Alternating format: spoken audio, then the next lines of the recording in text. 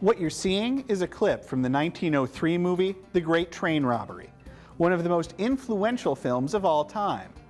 What might now seem like a short and simple story of, well, a train robbery, was highly innovative at the turn of the century. Elements like close-ups and cross-cutting between one scene and another were still new to motion picture audiences, who marveled at the clean and simply told story unfolding on the screen. And at 12 minutes, The Great Train Robbery was also one of the longest movies made to that point. This was, after all, at a time when most movies were only a couple of minutes long and often consisted of a single shot of a performer doing a dance, magic trick, or other small performance. Hi, I'm movie man Eric Houston. Thanks in no small part to its Western subject matter, The Great Train Robbery was enormously successful and helped to encourage audience appetite for this sort of more complicated, story-driven film, while also reinforcing the popularity of the Western in popular movie making. The Great Train Robbery was made by Edwin S. Porter, a longtime filmmaker for Thomas Edison. Porter had been part of movie making from the very beginning and had pioneered many of the techniques used in the film. Many other directors and companies would remake The Great Train Robbery over the next couple of years, often copying the original shot for shot at a time when copyright law was still vague enough to allow such a thing.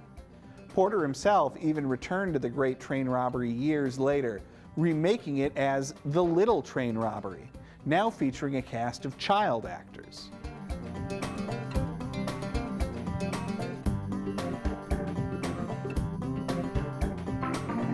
Of course, Porter didn't make the Western popular. He merely translated what was already a long-running trend in popular entertainment, perpetuated by popular songs of the time, numerous dime novels, literary classics like Last of the Mohicans, and even earlier actuality films like 1899's Poker at Dawson City from Thomas Edison. Another reason these early Westerns were so popular with audiences was that the West was not yet truly the Old West, but something that was still happening. Part of the reason for the Great Train Robbery's popularity was that train robberies were still a fairly regular occurrence. The Great Train Robbery also gave America its first Western star, Billy Anderson. Anderson, who had been working as an actor and co-writer for Porter, played 3 different parts in The Great Train Robbery.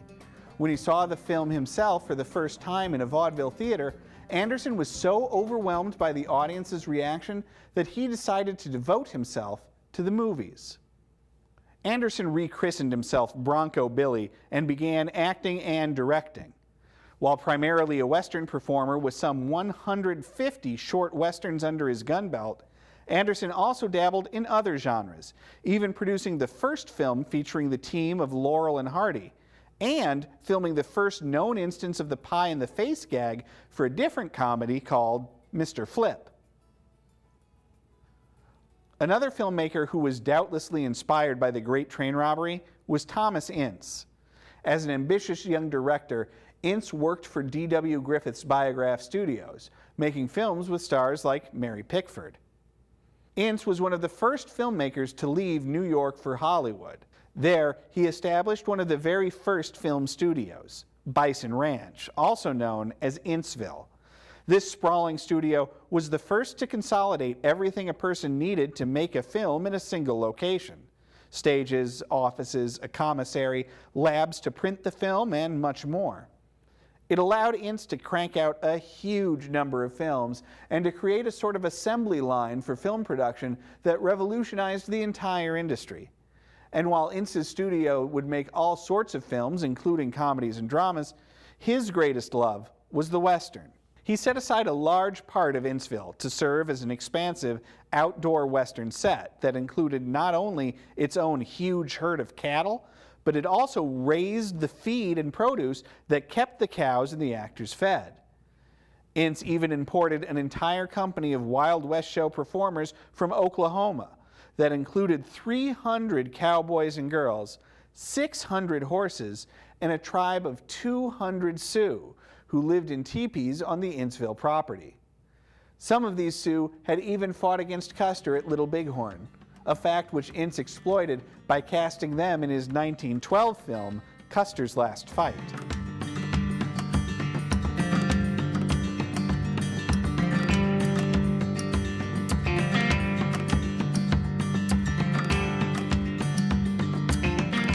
With his fully integrated studio, Ince quickly became a dominant force in American movie making, producing some 150 movies in the year 1913 alone. Some of those were, of course, westerns, earning Ince the nickname Father of the Western. Some of his pictures included War on the Plains and Wagon Tracks, starring early western superstar William S. Hart.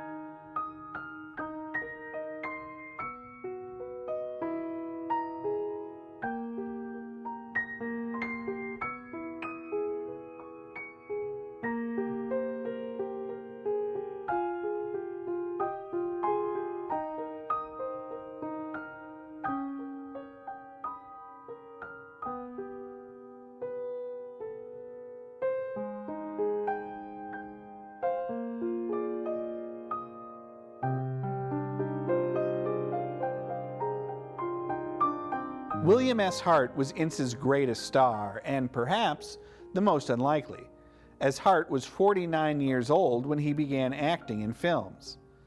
A lifelong Wild West enthusiast, Hart owned Billy the Kid's revolvers and was personal friends with the real-life Wyatt Earp and Bat Masterson. As a writer, director, and actor, Hart was obsessed with accuracy.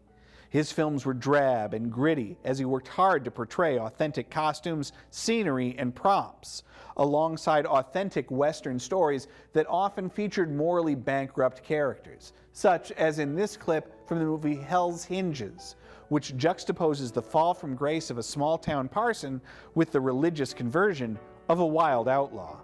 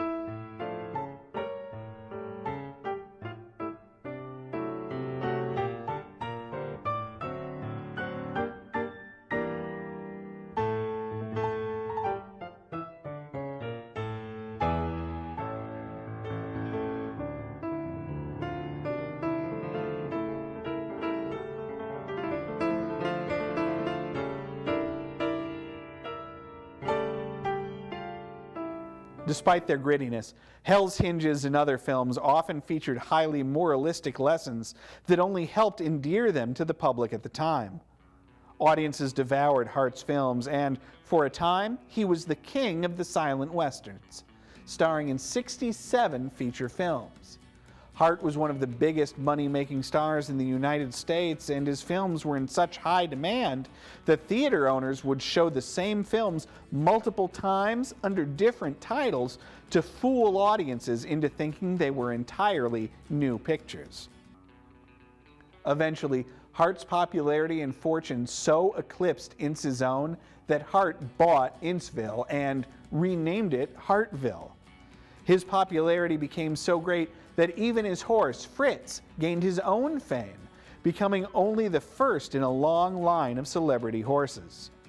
It wasn't long, though, before the very authenticity that characterized Hart's films began to lose favor with audiences. At age 60, Hart personally financed one more Western epic, Tumbleweeds, as a last-ditch effort to regain the hearts of moviegoers. The film was, in many ways, a marvel that featured a huge and elaborate land rush sequence as its centerpiece.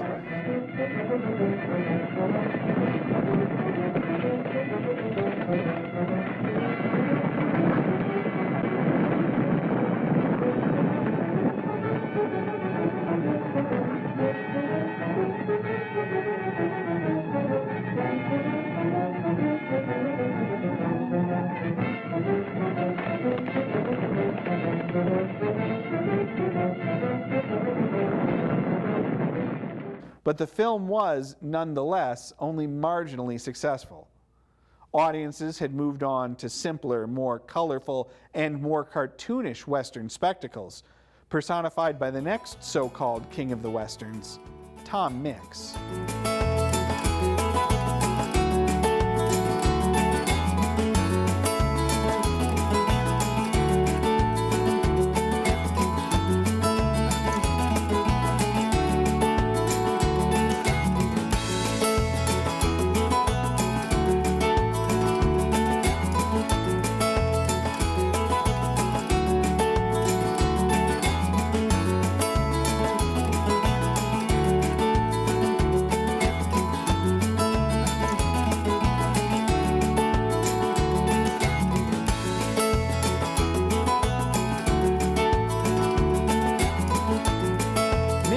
Prominence in the 1920s, playing colorfully costumed and less morally complex Western heroes. His characters would become the template for the brave, handsome, and uncomplicated Western stars who would follow. Throughout his career, the Hollywood press exalted Mix as the real deal, a genuine cowboy turned movie star. He had been born in Texas, they said, and served in the Spanish-American War, the Boer War, and the Boxer Rebellion. He had been a U.S. Marshal and a Texas Ranger, and was even one of Teddy Roosevelt's Rough Riders. Of course, none of that was true. Mix was really born in Pennsylvania, and while he had joined the Army in 1902, around the start of the Spanish-American War, his unit never left the country. And Mix himself soon went AWOL to marry his sweetheart. The closest he ever came to law enforcement was a brief stint as the night marshal of Dewey, Oklahoma. And the closest he came to being a Rough Rider was riding in Roosevelt's inaugural parade. In 1909, Mix worked for the Miller Brothers 101 Ranch Wild West show, the same show Ince would soon purchase and move to Inceville. Mix didn't accompany them, though, but instead starred in a series of Western pseudo-documentaries for the Selig Polyscope Company. These pictures, more than 100 in all, were well received and led to work with the Fox Film Corporation, where Mix made another 160 pictures.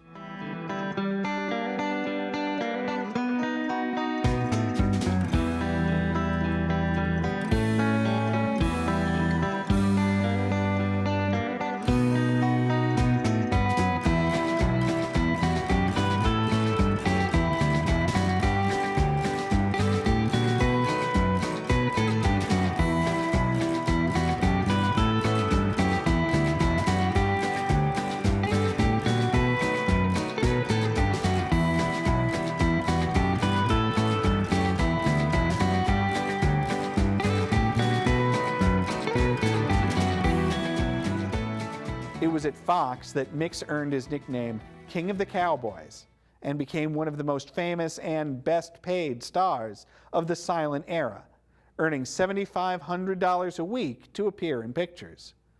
Mix was accompanied by his equally famous steed, Tony the Wonder Horse, who was, incidentally, the first horse to have his hooves enshrined at Grauman's Chinese Theater.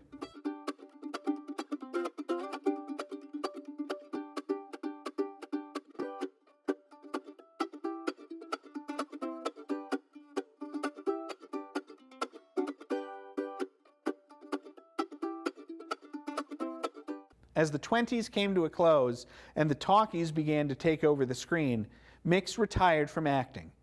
He was concerned that his high speaking voice would betray his heroic cowboy image. Instead, he began appearing in circuses and rodeos, where he earned $20,000 a week. But work soon began to dry up as the Depression swept the nation and took much of Mix's savings with it. Mix would spend much of the rest of his life bouncing back and forth from films to circuses as his fame waned, and he would eventually lose his life in a car accident in 1940. Not long before he died, though, Mix unwittingly set the stage for the career of the world's biggest Western star when he helped a young college dropout find work at Fox Studios. That young man's name was Marion Morrison, but he'd soon be known to the world as John Wayne. As for Mix, he would enjoy a sort of macabre immortality, as his name and likeness would appear on a popular radio show and in a popular comic book for many years after his death. The dawn of the sound era meant that it was no longer enough to be the best rider or the quickest shot. Audiences wanted to hear the stars' voices, and to be a truly successful Western star, you needed to be able to sing. I'll be back next time with part 2 of The King of the Cowboys, and a look at those famous singing cowboys, Gene Autry and Roy Rogers. Until then, stay safe, watch movies.